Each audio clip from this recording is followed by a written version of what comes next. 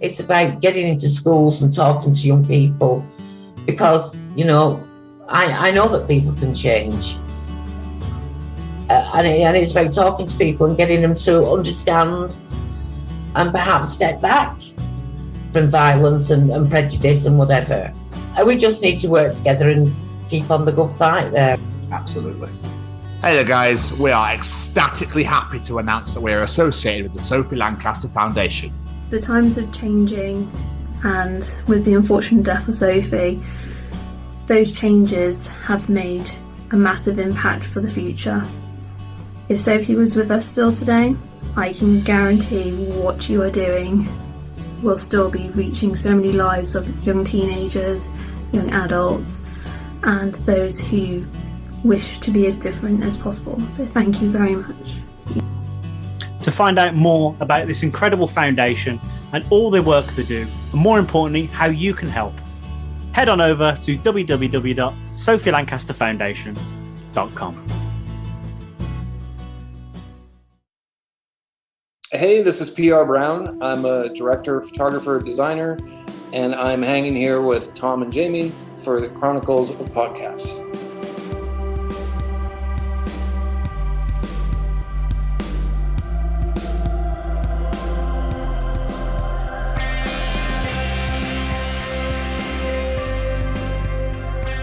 It's intro time. Oh yeah, put your hands up, motherfuckers, waving side to side. Here we go with the Chronicles of... Sorry, I was going to keep on going, but like I was running out of breath really quickly. I was like, God, I'm unfit. Hi guys. It's the Chronicles of Podcast. Welcome to the 45th edition. Jamie, welcome to... I can't fit in. It's been the story. It's the 45th edition as well. It is. This is a mental intro. I think we should get on with the show before I make an absolute tit of myself even further. I'll get this show on the road and I'll drive. Hit it!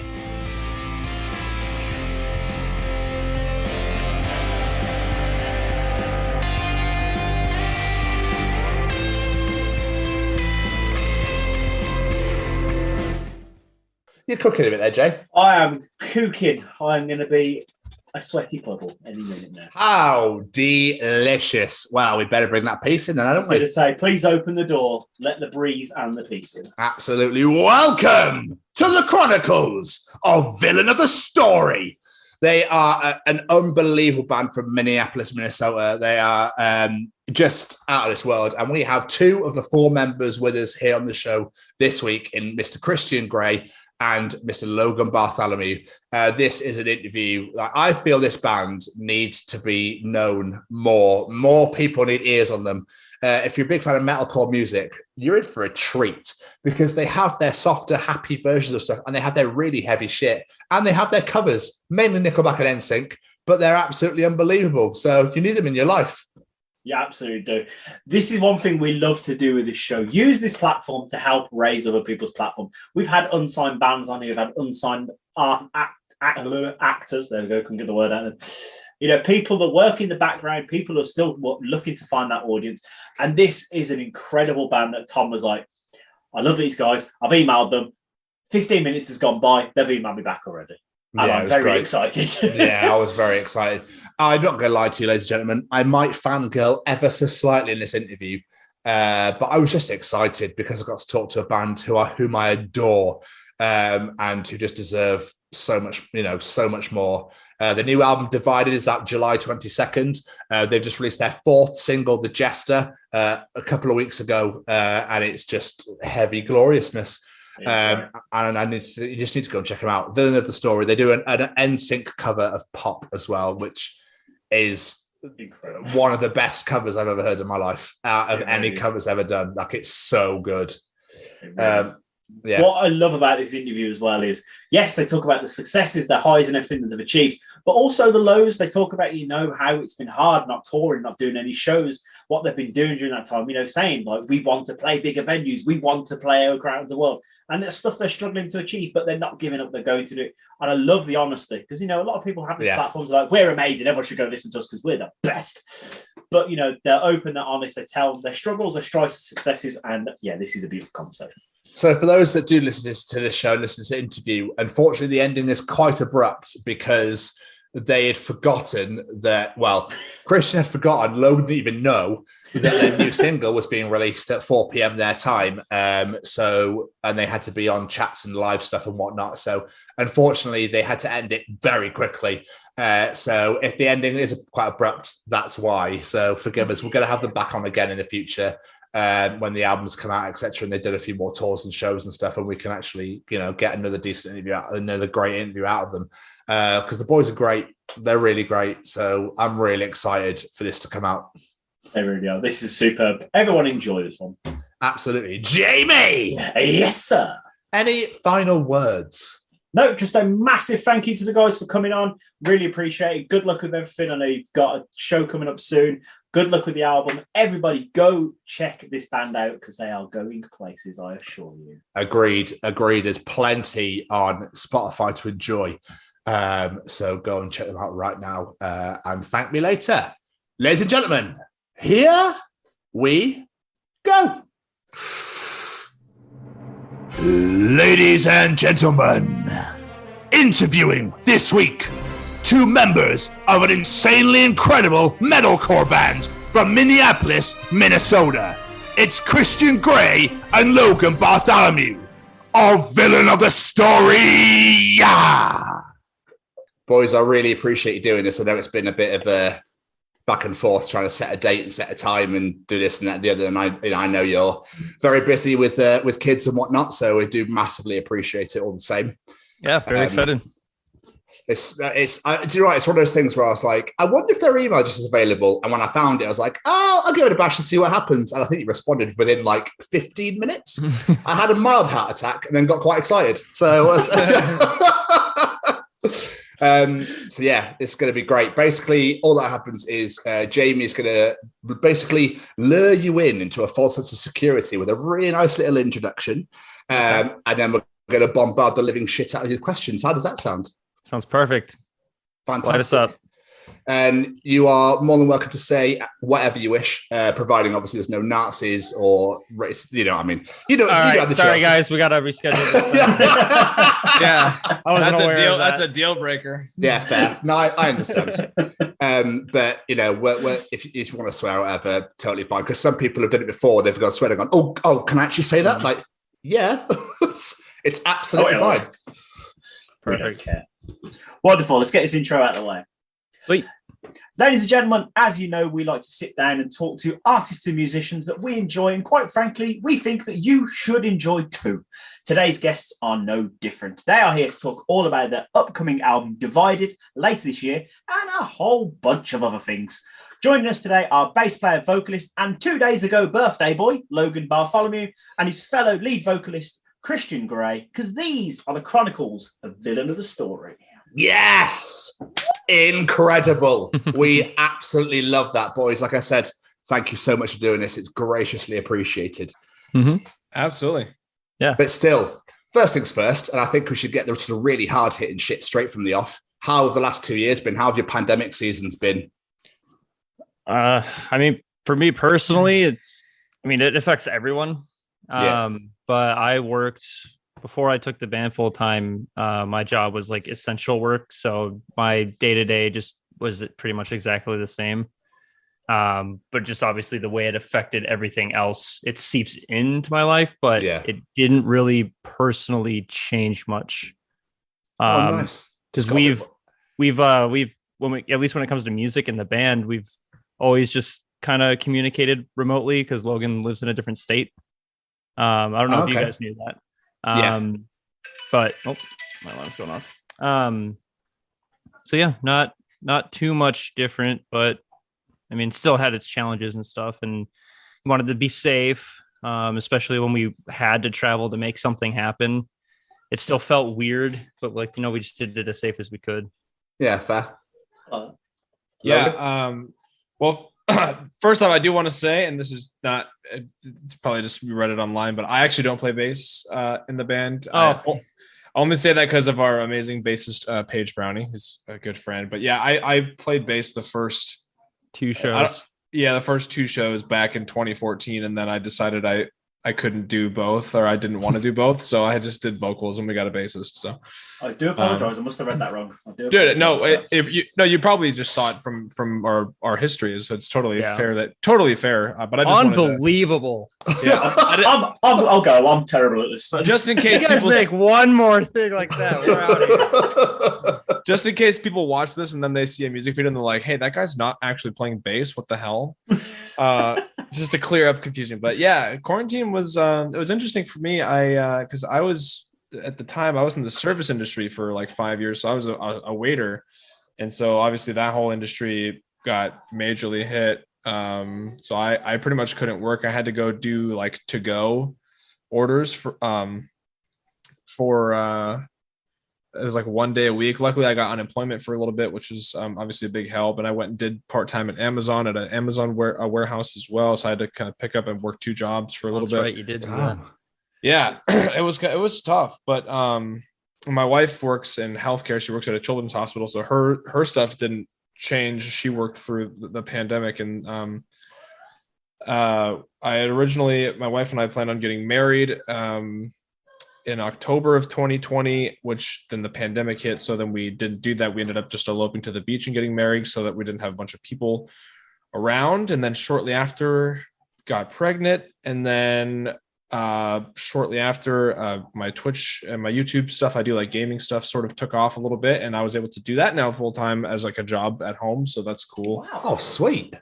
So I transitioned to doing that from waiting tables, and I've been doing that ever since. As far as how it impacted the band, for sure. I mean, we haven't played a show since pre-COVID. Yeah. The last show that we played was October of 2019.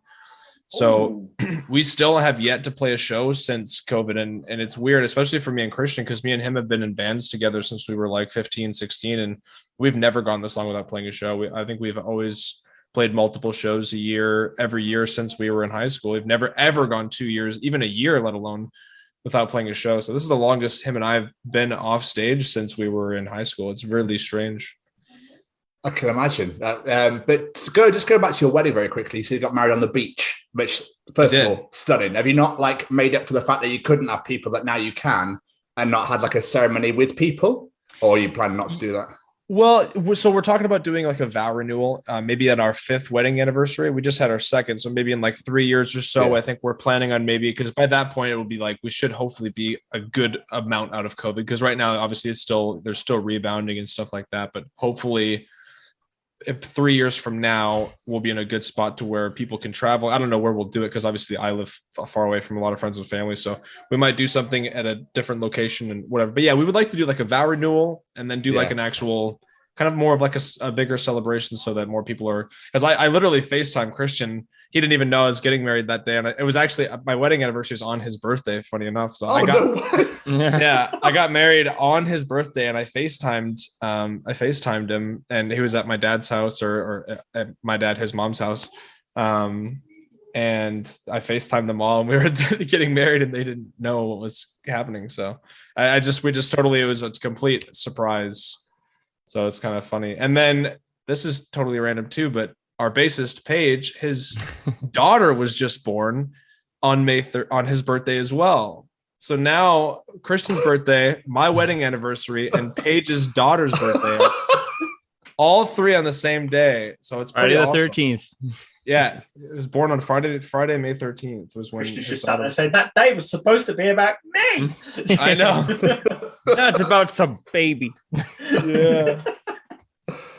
But yeah, it certainly has impacted us. I mean, there's been good, there's been bad, but I think we've done the best we can, and we've still tried to be active. We did put out Bloodshot, which came out in the end of 2020. We wanted to put out an album last year, but with signing and stuff, it ended up getting pushed, and we were kind of bummed out because we wanted to try to do 1 album a year, but the label really wanted to like extend the process and have a lot of time between singles and stuff like that. So, and there was the whole issue with the first singles music video that cost us like 6 months of time. Oh, true. Yeah, that was a huge bummer. I mean, I think it worked out for the best, because the video definitely. I like the video a lot now, but Yeah, so now we're just excited to be putting out new music again, finally, and then we have a show coming up too. So it's going to be really surreal and refreshing, and probably a little bit scary to just be back in line. I mean, I haven't sang in front of people in like 2 years, so it's going to be weird. One of those things where you're like, I'm up here for a reason. What's going on? Right. I totally forgot. What are the words to my songs? Yeah. Yeah, exactly. So, gentlemen, take a question we like to ask all of our guests. Take us back to the days when you were young masters, before the idea to become a rock star even entered your head. What did you want to be when you grew up? I don't know exactly what position it would be called, but I wanted to work with like Bungie and other game development teams and stuff. I wanted to be the guy that like would maybe draw out concept art and then pitch it, or if like, hey, here's our project, we need a world, or we need a character, or we need an enemy type. I wanted to be like one of the illustrators. Oh, wow. Yeah. Never had that answer before. That's a great answer. Yeah, he was really into gaming and stuff. It was cool, and he even would make those old. I don't know if you guys ever watched the Halo 3 machinima style. Like basically, you'd like do like a custom Halo match, and then you do voiceover and make the character. You'd make your own movie out of a Halo custom game, kind of a thing, or like a skit. And Christian would do those, and they were really funny. Really cringe. But funny. They're fun at the time. I wanted to. It was always between music and acting for me. I did a lot of theater and stuff and drama stuff in high school, and I was very interested. I took some film classes, so I was very interested in that. I still love movies, huge movie buff. And at the end of my high school, before I graduated, it was really between pursuing music or pursuing like acting or theater or whatever. And I ended up choosing music. So, but it was always music or acting or drama, one of those two. What made you pursue the music side of it then? What made you not want to go down the acting route? I think both were really scary and huge risks. And I mean, obviously the chance of success is so minuscule in each, but I think the thought of trying to pursue acting on my own was such a scary thought, as opposed to pursuing music with my brother and my friends. It just seemed more like it just seemed more attainable and more like I would have support, as opposed to if I did the acting thing, I feel like I would have really been soloing a lot of it, and it would have been really scary. So yeah, I think that was part of it, but also I don't know.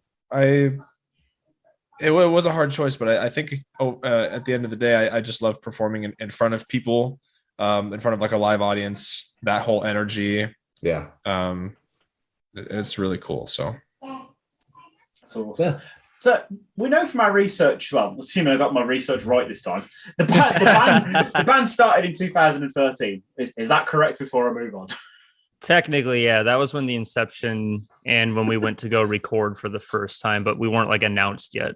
Yeah. So, but obviously you've made allusion to the fact you two seem to have known each other for like your entire life. How did you guys meet? Since before memories could even form, we were stepbrothers. So yeah, our parents, my dad and my mom, his dad split up when we were both like a year old. And then our parents got together when we were about two and a half, and they're still together. So we've just always been brothers. Yeah. Can't even remember not having him as a brother. Yeah. That's awesome. I love that. So did that love of music sort of like you grew that together, I'm guessing? Yeah. Yeah, I think I sort of started it as far as the playing instruments thing.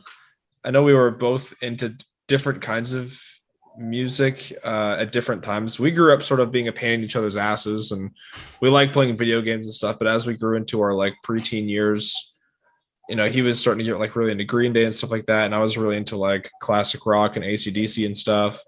And then which you still liked, dude. You still liked Green Day, and I still liked AC/DC, but we did kind of have like a brother rivalry of like, this one's better. Yeah. But yeah, I still loved Green Day. I still to this day love Green Day too. But yeah, I remember I got a guitar for my birthdays and I brought it over, and Christian was like, dude, you look like you're actually in a band. Like you look really cool. We were like 12 or 11 or whatever, how old we were. And then Christian ended up picking up the guitar too. I don't know how. Yeah, because my dad's like my dad's been a guitar player his whole life. Yeah, and then Logan's dad is in audio, does like live engineering and mixing and stuff. So we both like had our family involved in music, but when you got a guitar, I was always like kind of thinking about that, but I'm like, damn, he looks so cool. Like I want to do that too. That'd be cool to do it together. Yeah, so we both played guitar at first, and then I ended up transitioning to drums. And then when we were in our high school band, that's what we were. I mean, me and him still wrote most of the music, but it was I played drums, he played guitar, and he did like growls and screams. Yeah, barely. And then it wasn't until we graduated high school that I switched from drums to vocals. Yeah, and back when it was me on guitar and you on drums, it was like we didn't even really have a band. It was just us, and we were like actually in the basement jamming, writing songs, like back in the old days where you'd write songs just by playing something until keep doing that, and then you like that's how we would write our songs back in the day. Yep. Do you know there's moments in like the shower or somewhere like completely where you have no access to a phone or pen or paper, whatever, just like randomly you start singing something in your head like la la la, oh shit, how do I write this down before I forget what it is? Yeah. I have like 200 voice memos in my phone. Dude, that's what I was going to say. I have so many breakdown patterns on my phone, just so when we get to writing the next album, like I got to remember to go through all of these because I know there's some good ones in there. Absolutely phenomenal. I imagine you'll go through and be like, I thought this sounded great, and then you play back, you're like, what was I thinking? Oh, that definitely happens. Like you don't hear it anymore because in my head I'm like, oh yeah, and there's gonna be like a choir, like but when I'm not in that headspace and all I hear is a whisper of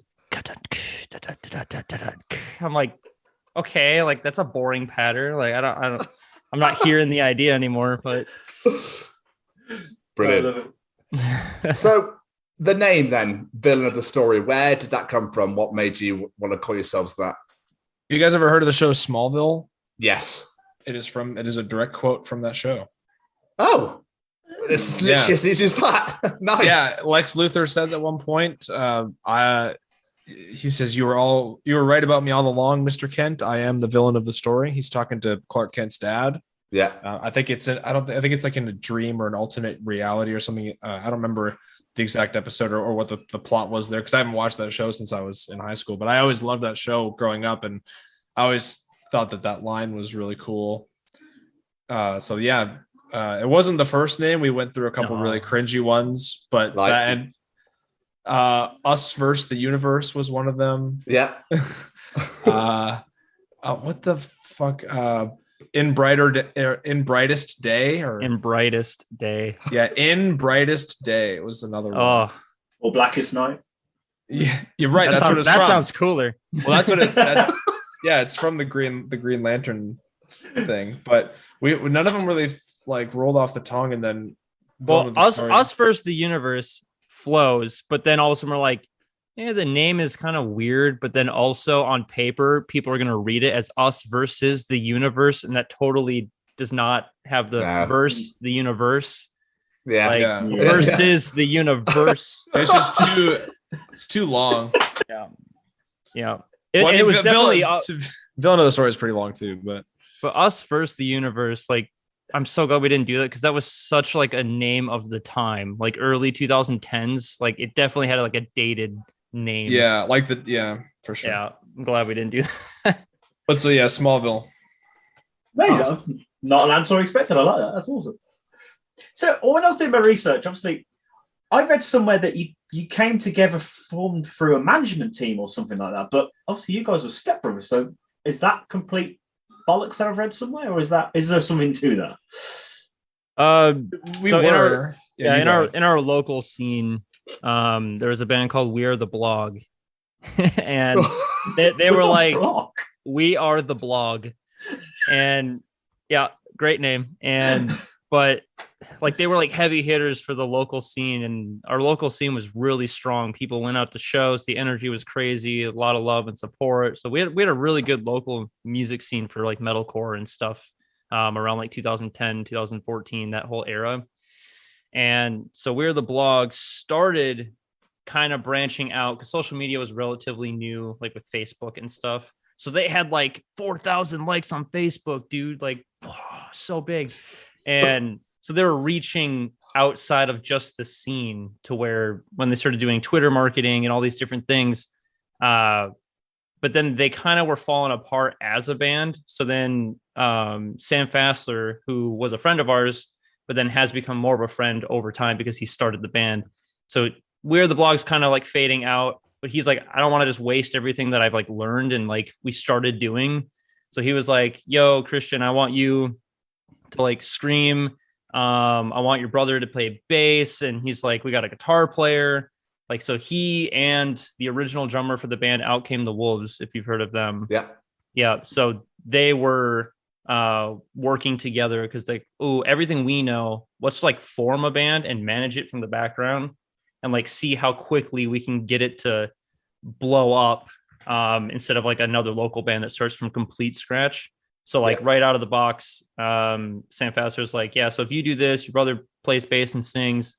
We know Johnny Frank from Attack. That's who We're the Blog was recording their stuff with at the time. Okay. So he's like, so right away, when you guys get demos, we'll drive out to Ohio. You can meet Johnny, you'll write and record with him. So we're like, Attack. Oh my God, I love Attack. So we had like some connections like that right out of the gate, but we found our drummer, and then how long was Sam and Andrew even involved? I feel like they were like maybe the first year. They kind of helped us get that initial following on Twitter and stuff. Yeah, it wasn't long. Yeah, and Christian and I, we were in that high school band, you know, for like probably about 2 years where, like I said, I played drums and he was the guitarist and stuff. And right towards after graduating in the summer of 2013, the band sort of completely broke up. And then Christian and I did like one farewell acoustic show together. And then so when they reached out to Christian about this, we're like, oh, cool, this is like a new band that we can do together. And then speaking of theater and stuff, I had just done a musical for the first. I got the lead in Footloose, which is the first time I ever sang in front of people, which that's where I got, you know, the sort of the confidence and decided, oh, I kind of actually, instead of playing drums, I think I want to sing in front of people.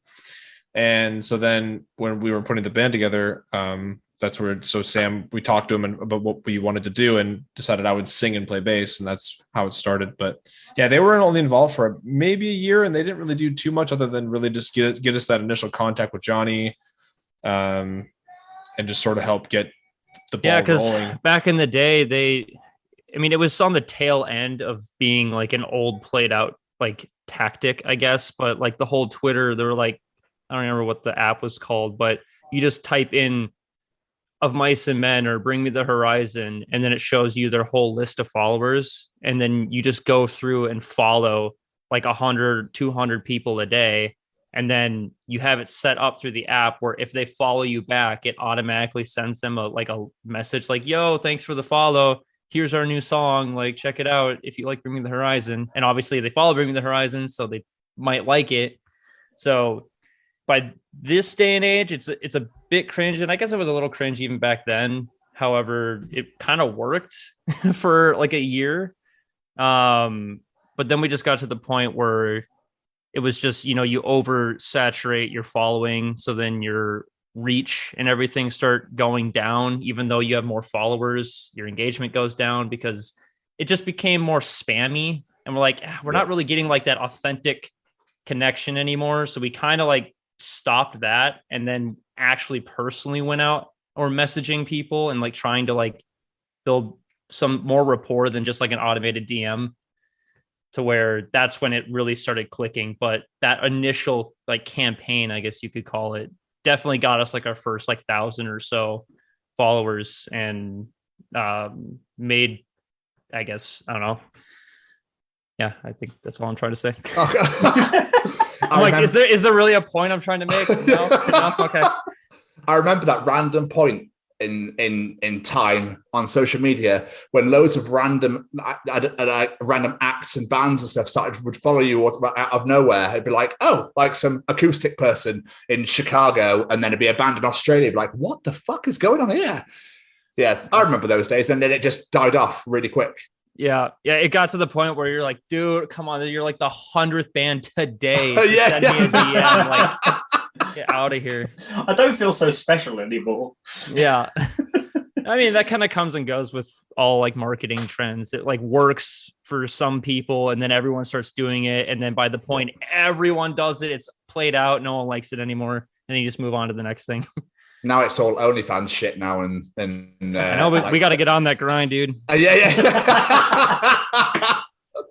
That's what you get now. It's just loads of fake accounts of a woman and their photos of someone completely different. And you're like, you're not even trying anymore. Like if you really want me to follow this page or come see your sexy pics, then actually get the page correct first. So I realize that you're actually not two completely different people and just obviously just a completely spam like account. kind of to that point where it kind of comes off more like an actual bot than a person. Yeah. So I think that's absolutely. probably why the whole thing died out, because it lost what personality, even though it was barely any, but it totally lost that. So it literally was just bots everywhere. Yeah. Leave me alone. Spam. Yeah. So how did you guys find like your sound? I don't know, because a lot of bands tend to transition, I think, a lot through time and obviously eventually end up in whatever genre they're because. So how did you find like the villain of the story sound? I would say like with our EP, that was like our only album where it was basically all metalcore except for a piano song. But it was pretty much since our first album, we always just had the idea of, I mean, we love Nickelback, Breaking Benjamin, like bands like that. So, yeah. I mean, there's so many to list, but those would be like the two main ones. But we also are loving metalcore right now. So why not? Like, I didn't really know bands. There was bands like Bring Me the Horizon or other bands where they completely would shift into like, we're a rock band when we were a metalcore band. So we're like, I'm sure other bands were doing it too, but it was just, why not do both? So like Powerless and Grow are like pretty rock, and This Apocalypse to an extent are pretty rock oriented songs off our first album. But just every album after that, we just all of our rock stuff is so obviously what our audience wants us to do. They outperform all of our heavy songs, like no contest. But we love heavy music, so that's why like we're gonna keep those roots. Like we don't want to completely drop that side. But as far as like actually finding the sound, I don't know.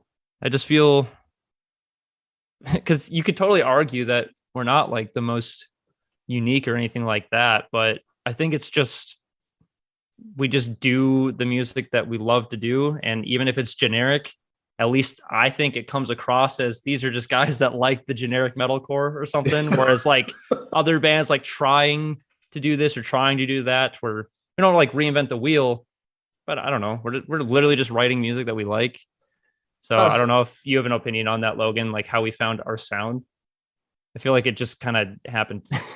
Yeah, it was just pretty natural. I mean, it was just a lot of, the EP certainly was a lot of like Memphis Mayfire influence there, and we tried to do like the southern rock metalcore thing. We didn't really have any like butt rock stuff at that point, and really even in our first full length we didn't really have too many like radio rock songs. We had Powerless and we had Grow in This Apocalypse. Yeah, I would say This Apocalypse is probably, I mean, but they all just like still had a big, at least like one solid chunk of like metalcore in them. Yeah. Like they weren't really rock songs. It was that blend of rock and metalcore. And so I guess we kind of wanted to do that. We thought it was something different, where it's like you take a song and you literally make it like half metalcore, half butt rock. And we still like that. But at the same time, we also were like, well, this is probably hard for a lot of people to listen to, because you have people who like heavy stuff, but they don't like butt rock. And then you have people who like butt rock, but they don't like heavy stuff. So then you're sort of like, these people don't really like, they only want to listen to half the song. So we figured it'd probably be better if we wrote, wrote heavy songs and wrote rock songs, and then had a couple songs that were in between, but we had to be more catering to each audience instead of just constantly mixing everything, because then again, these people on both sides are only going to like half the songs. So okay. So piggybacking off that. Yeah. Like you can think of This Apocalypse, and then off our first album, Too Far Gone off the second album, and then Bloodshot off the third album. It's just like, oh, so here's a half and half, and then Too Far Gone is a little bit more rock, but still had like a metal side. And even though Bloodshot does have like a metalcore aspect of it, I think it was just, that's what we were trying to do all the way back then, was just find like the right balance between them. If we are going to mix, where you could argue that maybe we had a couple of hiccups with our earlier stuff where, oh, it sounds cool, but it's not fully fleshed out, where I think we're getting to that point where here's our rock stuff, here's our metalcore stuff, and then here's like our perfected blend. So it's not it's not too harsh of a cut going from rock to metalcore back to rock. You know? Like it flows a little better now. Yeah. You find that though, with bands, you start off trying to find yourself, and then you get closer and closer to that sound you want. You've that perfect blend, as you say.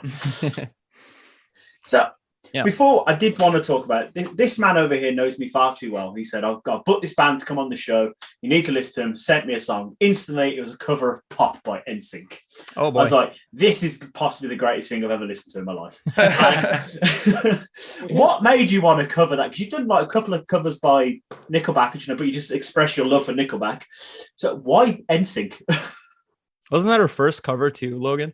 Yeah, that was the first one. Yeah, it's because I was really into N Sync. I've always been into boy bands and stuff. I just love pop music. I love that genre, and it's like a song that I would put on the way to the studio and stuff, and we'd always jam it in the car, and it was like dirty pop, and we just like rock out in the car, and it was just a good time.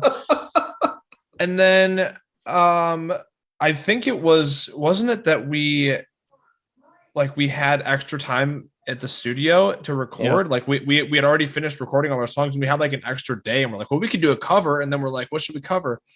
And then like, I think I must have said it as a joke, like, oh yeah, like Johnny, pull up Pop by N Sync. And then he like pulled it up because he like knew what it was, but he was like, as soon as he heard the song, he was like, oh my fucking God, you guys have to cover this. Like he immediately, Johnny was like, dude, this will be so much fun. Like, let's write this. Let's record it right now. Like, please, let's do this. So Johnny, shout out Johnny.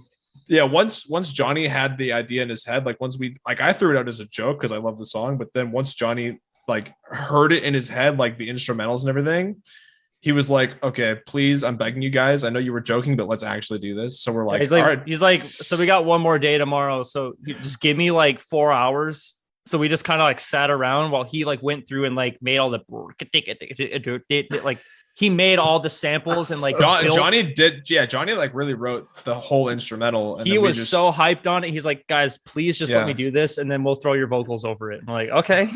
That was a big just a creative blast for Johnny, I think, and we had a lot of fun listening to him write it, and then obviously doing the vocals and hearing the end result. It was a blast. Yeah, it's so phenomenal. I work in an optician's as a day job, and I played it in there. And everyone was like, "This is phenomenal." Obviously, the word "fucking" is in there, which I completely forgot all about. So that didn't go down very well. But everyone was like, "This is great. What is this?" I was like, "Oh, well, funny you should know. Let me tell you a little story. Sit down. Let's have a little chat, shall we?" Yeah, absolutely incredible. My other half absolutely loves it. She put it on her playlist. She's been playing it back and forth in the car and everything. It's so good. That's awesome. That's awesome. So when are we going to get a film of the story N Sync album then? Yeah, that'd be great. Yeah. Huge collab. Or just loads of different covers, like, I don't know, Backstreet Boys and all those classic 90s or 2000s pop bands. That'd be incredible. You just do all of them too. You just get One Direction in there and Big Time fuck Rush. It. Yeah, let's go nuts. All the boy bands. Jonas Brothers, why not? One big massive fucking tour. Yeah. Ooh. That'd be great. I'm really disappointed that there isn't a boy band album on the horizon. I'm not gonna lie. Paige literally just brought that up in our band chat the other 2 days ago. He's like, has anyone done like a literal metalcore boy band? Like it's literally like all 4 vocalists, but like over like a poppy metal instrumental. I'm like, I don't think so. I thought he was talking more about just the choreographed, like the choreography. Yeah, just like all of us, just like like even if the song is like super heavy, like if And even if like they're playing instruments, like if we just had like a choreographed routine for the music video, that would be amazing. Honestly, that'd be pretty great. That could be Genius a fun video idea at some point, at least. Yeah. Proper choreographed boy band there. One's gonna have a jacket with no shirt on, and that sort of thing. Like the classic, all in the same color. Yep. Feel Page would dibs that. Yeah, he would. But I came across you guys back in 2020. I just had YouTube on, just playing some songs while I think I was doing work. I was doing something or other. And Peace of Mind was the very first song that I heard by you guys, which absolutely blew me away. Obviously, it's one of obviously a much slower one. So when I actually listened to you properly, I was like, oh my fucking God. Because I think Bloodshot had been out not very long at that time. So that's the first album I went to. Just unbelievable, guys. Like I think I listened to it every day without fail. As I said in the email, I think Losing Control is going to be top of my Spotify playlist by the end of this year. That or Don't Go anyway. But when you were going back, cool. Oh, well, Thank you. I won't try and suck too much dick, I promise.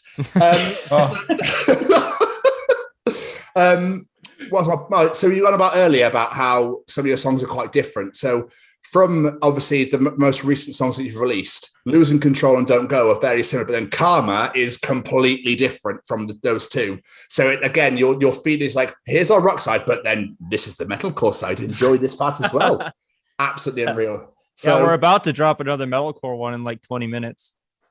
Really? Yeah. The label wants to post the video at 4 p.m. our time, which is in like 23 minutes. Yeah. Oh, I didn't even know that. What? Get a notification on his phone. I haven't checked the band chat today, so that's my bad. Yeah, they were like, hey, we want to post it at 4 p.m. today. And I'm like, okay, sounds cool. So I made like promotional videos that I have scheduled. I'm guessing Spotify's Friday though, right? Yeah, that comes out at midnight. But yeah, to your point, like, yeah, so it was Losing Control, rock, Karma, metalcore, Don't Go, rock. Now Jester, metalcore. Yep. I'd be honest, I completely forgot what my point was, but I was just, I can't, you just start talking and like my brain just went off somewhere else. Yeah. The words just kept coming out. Well, you were just mentioning how we had two rock songs and then a metalcore one that were very different. So and then Peace of Mind was the first one. So then when you checked out the other, you're like, whoa, they're actually heavy. Yeah, it's just great. It's there's so many bands out there now. So many bands like not pigeonhole, but doing the similar sort of thing. But you just seem to have that sound that I just want more. Do you know what I mean? I love to hear that. I can listen to some bands and go, yeah, it's good. But I don't know. I'll either forget about them or go back to it. But with your sound, I don't know what it is. Like Losing Control, I just couldn't stop listening to it. It just constantly on. And then my other half was like, I really like this. It's really good. Who's this? I think the thing is, we really pushed ourselves, and I pushed Logan as well, but he was pushing himself to really put a lot of effort into the melodies and the flow and the hooks. We really wanted like every part of every song to be as catchy and memorable, and like I have to hear the song again. Yeah. And I do think Logan fucking kicked ass on this next album with choruses and stuff. So I'm hyped. Thank you. I'm very excited. I've pre-ordered the album as well. So I'm very much looking forward to it. But obviously with the pandemic and everything, I think Logan mentioned it earlier that you haven't toured or played a show in nearly 3 years, which is insane. I'm assuming you've really missed tours and really missed playing shows.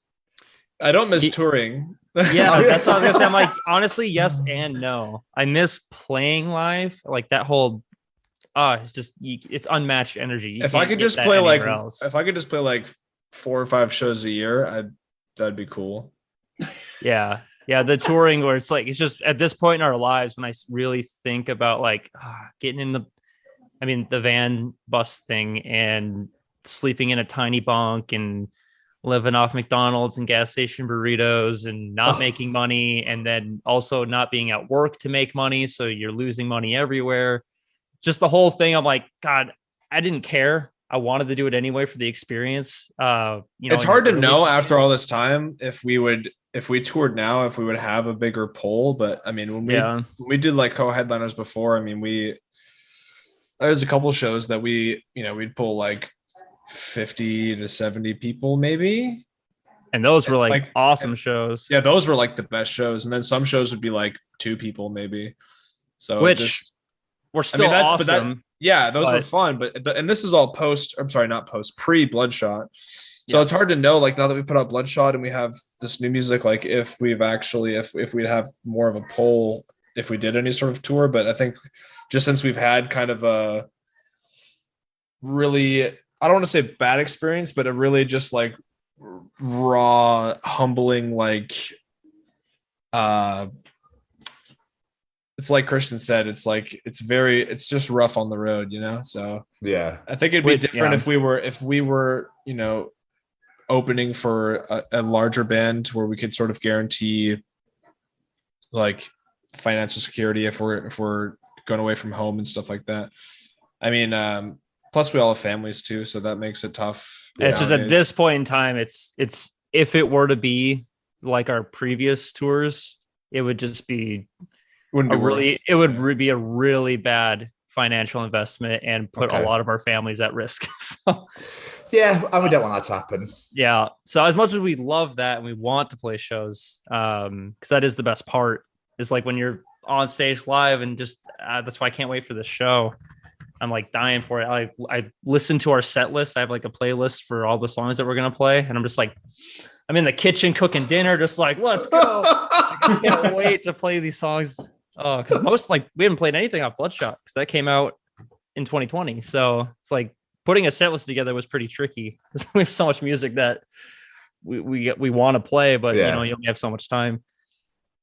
So as far as songwriting goes for you guys, like different groups have different ways of doing it. How does songwriting work for you? Is it music first, then lyrics, or lyrics first, or something completely different?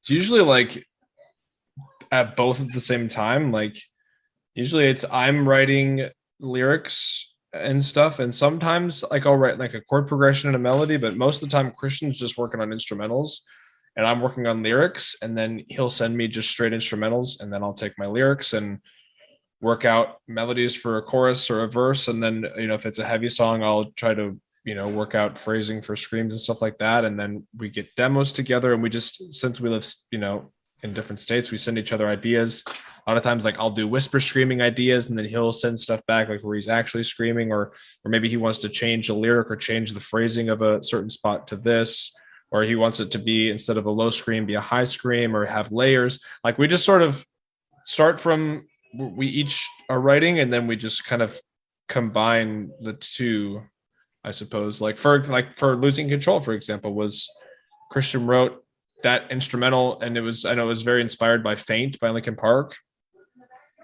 And so he wrote so he wrote that instrumental, and then I wrote lyrics separately, not even in mind for that instrumental. But then, you know, that's what I do is if I have like 5 songs worth of lyrics, I'll take the one that I think best suits it. Obviously, if it's a big, like, fuck you, like Karma, I'm not going to put that to a softer song. I'm going to put that to a metalcore song. But if it's more like, you know, maybe a bit more emotional lyrics, a bit more stuff like that, then I'll put that to the more rock stuff, or the more where it's more singing and stuff. So that's how Losing Control worked, is I just took my lyrics and came up with melodies. To Christian wrote the entire instrumental and chord progression and all that. But then when we were actually together for tracking, you were the one that was like, ooh, add a ride on that second verse. Like the tom part, you were like, right. Like you spiced up the drums a little there. I'm like, ooh, it's sick. Yeah, we always do that with each other. Like he does the same thing with vocals. He'll say, like I said, to change phrasing, or he'll be like, oh, what if for the chorus, instead of going up with the melody, you go down, or what if going down, you go up, or what if you repeat this line so it sounds catchy, or we just do stuff like that where we just come up with ideas, and like I'd say 99% of the time we like each other's ideas, and it's a very fluid process. So where do you get your inspiration for lyrics? Is it personal things to yourself, or is it just stuff you make up in your head, or a bit of both? I think it's a little bit of both. Like a lot of it is personal stuff. Some of it is just like maybe stuff that I observe somebody else going through as well, where it's like if I see something, even in a movie, if I see somebody going through something that I'm watching a movie, I'm like, damn, that would make a good song. A lot of that goes there. A lot of it has to do with like a lot of my songs are about relationships with some of my family members and friends and stuff like that. And then some of them are like totally like the song coming out today is called Jester, and that's legit just like a story. Like it's just a story about a psycho killer. So like so some of them have like a really deeper meaning, and they're really like they mean a lot to me. And then some are just fun. Yeah, they're just kind of corny, but just it's for the fun of it. It's just fun. Yeah. Yeah. Just weirdly, just random thought, just had them. Since becoming a dad, has that affected your mindset when it comes to writing lyrics at all? It has. I mean, I think I have like 5 different songs that are about my daughter that I've started, but it's there's been some that I've scrapped. It's just hard. It's one of those things that's like a lot of the things that I want to say or write down, I read back later and I'm like, this is true, but it also sounds really fucking corny. Like, yeah, I love my little girl. You know? Like I can't. Yeah, it's like you got to find a way to make it sound, I don't know, not super corny. Because there's things that you can say, but then in context of a song, it does not translate as well. Yeah, it opens up a whole new realm for stuff. I mean, you can write about the first time I saw her, first time she looked at me, watching her grow up, being scared of her, growing up too fast. Like there's just once you have a kid, Christian's about to have a daughter too, in a couple months. So yeah, it's like once you have a kid, it's like it's just this whole newfound love that you've never could imagine. And so yeah, I definitely it's this next album, I'm sure will certainly have stuff to do with that. I'm just waiting for the metalcore song of Daddy Can't Take Any More Blues Clues. Yeah. I'm not gonna lie, I love Blues Clues, and I actually have not gotten sick of it yet, so we'll see what happens.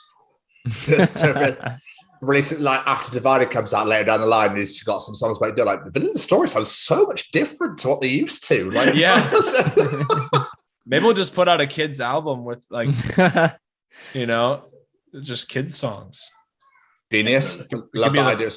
We can be the first like Nickelodeon metalcore show. Or we like teach kids, how to add and subtract and how to do patterns, and we just do it like. Oh my god, that's amazing! You gotta have the slime as well. You gotta have that could slime. Be a whole thing, dude. Think about it. It's literally no one has idea. ever done that. So metal subtraction. Oh yeah. Dude, and breakdowns could be patterns. Like you go dun dun dun dun. So you're doing 1 3 1 3. You're teaching a kid patterns by chugging. So that's actually kind of smart. I love the fact of this conversation. We've come up with your boy band album, and now you're. I've literally just thought of this. Has never crossed my mind until just now. So now it's like a whole new we should. That's a good idea. Somebody's gonna steal it though. Get millions of views. You better get to writing before someone has it. Yeah. Cut this part out of the interview so no one takes it. We'll send it to you, but you guys can have this copy, but they will take it off the actual thing we're releasing. Yeah. So obviously you've got new album coming out, Divided. What can you tell us about the new album? How is it going to stand against the others? Is it more the same of the same great stuff, or are you trying anything new with this record? It is the worst album of our entire career. Whoever wrote that on the social media, to that person, I bow down to you massively. That was one of the funniest things I've ever read, because I don't understand people that do that. Well, it better be as good as Bloodshot or better. Who are you? Sorry, what's going on? Yeah. Because I genuinely do. I think it is our best, but it's just, of course, I think that everybody says that. Everyone says that, so I'm like, everyone I have to just say the opposite because, come on, it's a pile of garbage. Like, what do you want me to say? Like, yes, it will be better. And it's like, well, but you're not going to know it until you hear it because it's totally subjective. Exactly. Yeah, it's definitely most comparable to Bloodshot. Yeah, you could definitely take Bloodshot and Divided and make it like a 16 song like deluxe or something, because it sounds like they all go together. you'd maybe change the track listing a little bit. It is only 8 songs because, like I said, our plan was to do an 8-song album every year instead of doing like a 12-song album every 2 to 3 years. But again, since this whole process took longer, the album didn't come out last year, but it's still only 8 songs. But I mean, I like that. I like if you can make an album that's not as many songs, but you really take the time to like put a lot of love into each song so that there's not really any throwaways. Yeah, I don't think that there's any throwaways. At least not for me. Obviously, you know, we're going to be biased, but I don't think there's any throwaways on the album. And we've experimented too. So there's a couple songs that are nothing like anything we've ever done before, and one of them is not a single. It's a very experimental for us. So almost was a single, but we're like, yeah, we were on the fence. We just didn't know, you know, how people would take it. So. Look at Tom's intrigued face. He's dying now. it's still like heavy. There's still like there's screaming in it. It's just kind of like I'll just like wait till you hear it, I guess. Yeah, no, don't spoil anything. I don't do spoilers. I don't like them. But going back to what you said, with that you like to put a lot of love and a lot of time into songs and only have them, you know, not go for a proper full length 12, 13 track like you said, go for an 8. But you can really hear it in the 3 songs you've released so far. You can really hear the love and the time that you've taken because they're absolute bangers. And I'm not saying that because you sat here. I'm not saying that because I really like your band a lot. Seriously, if you like I said earlier about losing control, I just want to keep listening to it. I literally just want to keep it going and I've been listening to it for however long it's been out. And I'm not bored of it, and I want to keep playing it, and I want to blast it out across the fucking river that I live by. Just so I mean, I think you guys deserve more than what, like you said, when you're 70 people to a show, you deserve more than what you get because the music's phenomenal. Well, it's people like you that I did see that Losing Control now passed Stuck by like 50K or something. It's so it's now really, our second most streamed original song behind Peace of Mind. It's passed up. Didn't even come out a year ago. It's passed up everything else, which is crazy. Besides, so thank you. Yeah, you were probably like 500,000 of the streams. But. Just play in my sleep. I just don't ever press stop. I just like keep on going and going and going. But no, it does mean a lot. I mean, we've been doing this for a long time. Our first song came out in January of 2014. So we've been, you know, it's been 8.5 years since really it's been 9 years almost 9 years since we formed. But so it's coming up on a decade, you know, we're just one of those bands where we've just been grinding for years. Yeah. And we haven't really gotten a big break, but obviously we're at the highest point we've ever been, which is a really cool feeling. At Spotify, we're, you know, breaking our personal records for how many listeners and stuff and how many streams, and so we're certainly in a good spot. But it's been a grind. It's been a long and trying 9 years. We've taken a lot of shit, that's for sure. Yeah, I can't even begin to imagine, but I feel like Divide is going to set you to that next level. So I can't guarantee, I can't ever suggest that you'd be coming over to the UK anytime soon then, if your touring is not really your band. Well, we've talked with the label and the guy that kind of does kind of like in-house booking and stuff. Like they want to get us like on festivals, but either you're going to have to probably pay a lot of money to like buy a spot in a way because of COVID, a lot of stuff is like pushed back a couple of years. So it's like they already have like lineups for a while for a lot of the festivals, but they always said they're always going to keep an eye out. So if there is ever like a spot that they can like weasel us in, they're going to like, I mean, we couldn't confirm it unless like we can actually make it happen, but they're doing what they can to try and put us in a position to where I don't know every single festival that's over there, but damn, we'd love to go over there. It'd be great to have you. So, Sander, is there anything that you really want to achieve in this band, like bucket list sort of things, like I want to play this venue, I want to do this sort of thing? Is there anything that, you know, those career goals?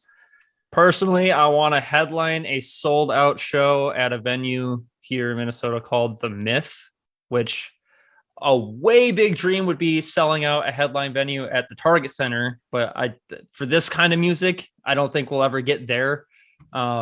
Maybe, but definitely the Myth. I don't remember what the cap is, but it's like around 2,000. So yeah, like I've seen so many bands, Ask Alexander, Bring Me the Horizon, Of Mice and Men, A Day to Remember. Like a lot of those bands play that venue. So we saw Breaking Benjamin there too. Yeah. So every time I've gone to see a band in that venue, I'm like, oh, and then everyone's just freaking out, having a great time. Like, oh, I would love to like headline that venue, because then you're like, everyone's here for our music. It's gonna go off. Like, because it's one thing, because we played with I Prevail for a couple weeks on one of their tours, and those were amazing. And there were people that were moving and stuff, but most people have never heard of you before, so they're kind of like there just to take it in, which is fair. Yeah. But it's like if you're the headline, ideally, like everyone is there for you, so then like everyone's gonna be singing. It would be so loud. Yeah. I mean, when we play home shows, it's really cool because we have. I mean, I don't know what the most people we've had at a show, a couple hundred maybe, but just to have a large amount of people like singing your stuff back at you is like the best feeling. So like just to have that, but like imagine it being like Christian said, like a 1,000 to 2,000 cap venue, amount of people like screaming your stuff back at you. Like I think that's like probably where I'd feel like the most fulfilled. Yeah. Or feel like it all really paid off. So yeah. Music videos then. I like to ask any band or artist we have on here, love them or hate them? Our music videos suck. Most of ours are just do it yourself, just because there's such a pain in the ass. Yeah, and we don't really get a lot of financing, so we just sort of we do what we can with what we got. And but as far as other bands, I don't really watch music videos anymore. I mostly just listen to songs. But with bands that I like fun music videos. So like Electric Callboy, I don't know if you've heard of them. They do the really fun, really crazy stuff. And so whenever they release a song, I'm like, oh, I have to check for a video because I know it's going to be hilarious. So that'll make me watch a video. Or if it's like a live performance, but otherwise I generally don't watch videos anymore myself. Yeah, it used to be a big thing back in the early 2000s. Like the TV the series we had over here, people just watch them. I used to watch them all the time before school, after school. Yeah. I'd even put at a point where I put a VHS, like an actual tape, put a tape in, record everything while I'm at school and watch, or when I'm at home. But yeah, I see it because now you've got all the streaming stuff now. People tend to listen more than they do to watch. But I still go on YouTube, like I said earlier, and just whack them on and just let it play and catch new bands, that sort of thing. Like that's how I discovered you guys. But I don't know, a lot of people I've spoken to hate doing music videos, regardless of like budget or whatever. They just cut because it takes like 20 hours. Oh, I really don't like the process at all. Yeah. The video for Karma, we literally almost died because of smoke inhalation. It was really unsafe. We were in a very not ventilated area with we had all the smoke going off and the fire, and then we had a like a heater that was like a propane heater. It was just like heating up this because it was like negative 20 degrees outside or some crazy shit. So then we were inside breathing in all this awful, smoke, and then to go get fresh air, we'd have to go breathe in negative 20 degree air. Oh, yeah. And that shoot was literally, I think, like a 16-hour shoot, like a 12 to 16-hour shoot. It was fucking insane. And I was like coughing up blood. Everybody else was coughing up like black. I mean, it was like, we thought like we'd just fucking die, to be honest. Yeah, we'd have to go to the hospital, but luckily everyone's symptoms went away after like a week. Yeah, it was really bad. It was horrible. It was the worst one that we've ever done for sure. And then all of our videos are like cold, or they're just like, to get to the location, we gotta like trek through the woods with the drum kit. Losing control was actually really smooth, and that was nice. Yeah, that was easy. That was a pretty easy one. The only thing was the thing that he put around because it was like a big track that he was like spinning around us. So that was like, there was a bit of setup there, but in terms of the conditions and stuff, that was really smooth. And then the Don't Go video was easy too. That was probably the fastest shoot we've ever done. We just went in there and did a couple of run throughs of just like the performance shots, and easy peasy. So who's So sorry, Jed. The Karma video. Then why did you carry on with it if it was fucking you over? I mean, we were down to like the last 4 takes when all of a sudden everyone started coughing and like, oh, everyone's coughing. We're all like getting lightheaded. Like, but we have to get like these last 2 takes or 4 takes. We had to make it worth it. Yeah. We did 2 more takes and we're like, nope, we're out of here. We can't even finish. Like there were 2 more shots we wanted to get, but we're like, nope, we got to pull the plug on this. This is too bad. Whose idea was that? It was really like a collective. It was like everyone's idea. Because the dude that did the video, like he had done fire in there before, but long story short, we didn't have fire machines. Last minute guy pulled out. So we got some like fire ingredients that someone knew how to like ignite. So we had a car battery off to the side and it was like an actual explosion. It wasn't a fire machine. Oh, so I think it was giving off way more smoke than a fire machine would. So I think that's what it was. And then, I want a music video, boys, but I want to almost die. All right, are we happy with that? The things you do for metalcore. That's nuts.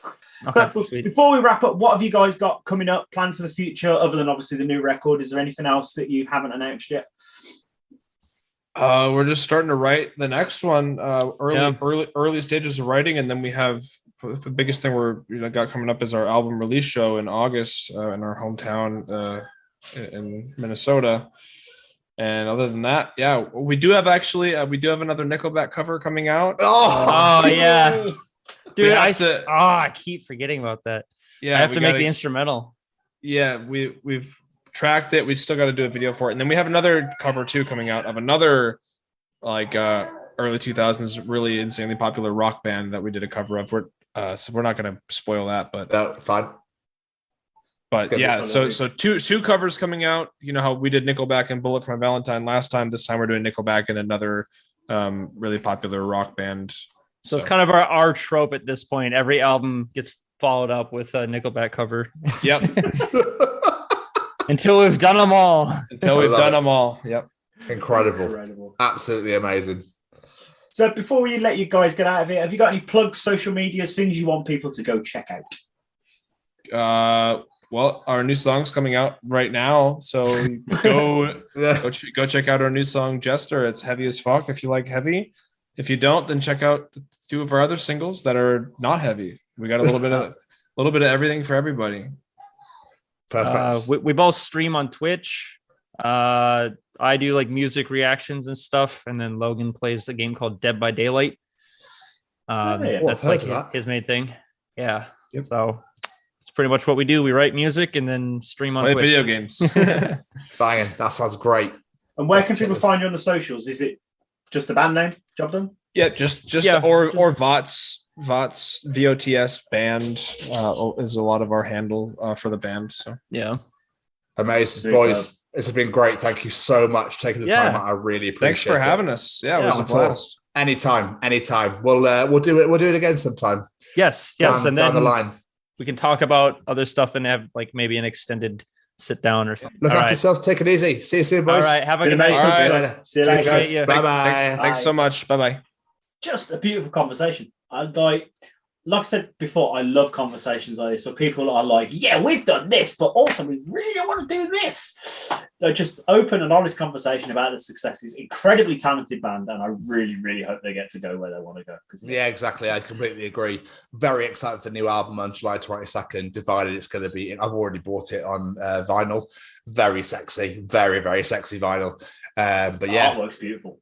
Guys, thank you so much for coming on. We really appreciate taking time out. I know you're very busy boys with small ones and whatnot. So we hope that everyone listening to this enjoys it as much as we did recording it.